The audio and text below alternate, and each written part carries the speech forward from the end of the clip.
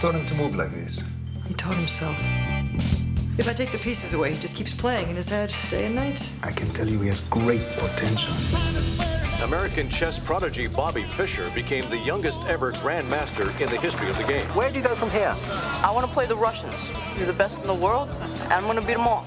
Now, tell me about the development of the character, because you're talking about mental deterioration, the competition, and all this kind of stuff. It was very intense. I have never seen this making chess so exciting because of it. Ed and I talked a lot about, and you know, you're kind of combining two things there that are you know, there's a lot for us about how to fit those into each other, but also just strictly how to make chess compelling, which had to do with, I think, understanding the stakes for these characters across the chessboard, and we decided not to try to, you know, explain how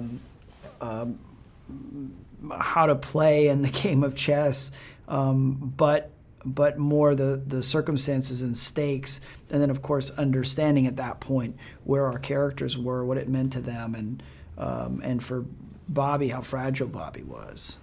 It sounds like you made some research on Bobby Fischer. What did you end up learning besides what's in the movie? Well, you know, I learned a bunch about who he was before and after the event that the film focuses on, about who he was when he was a kid, all the things he went through, and what happened to him as he got older, and the sort of drama of his life as it unfolded over the course of time.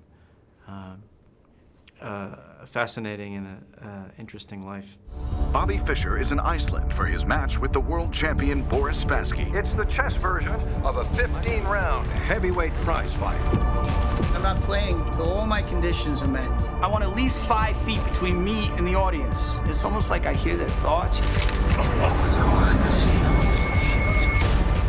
We're talking about a character like Bobby Fischer, who a lot of people know his history and so on. So how do you basically carefully step over what's history, what's accurate, you know, and trying to make a movie at the same time? Yeah, I mean, you know, this is a case in which the actual history really conforms to some very interesting dramatic shape.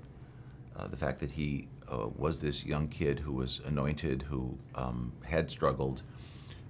The challenges of his psychological issues were obstacles. At the same time, he was, in fact, the kind of the victim of media culture for the first time, in which the scrutiny was really brought to bear on him, and that's new. On the other hand, we used so much from the permanent record. There were so many interviews, and there was so much written about him for the first time that we could really draw on that, so that the scenes had, you know, if not entirely accurate, had a real basis in accuracy. The only way I could look at this in approaching this project, the only way I think you can deal with what happened after Reykjavik, is to see it as someone who died during Game 6. You know, whoever that person was who had any relationship to reality went, and that he you know, if he's heroic in any way, he's only heroic in the way that he chose chess over sanity in order to achieve this one thing. That's all he wanted to do, was achieve that. And once it was done, I see him as someone who just went drifting off out into outer space. He'd gone, and all the terrible things he said and did are the result of insanity, I think. People think there are all these options, but in the end, there's no place to go. Bobby! He might crack. Bobby won't crack. He will explode.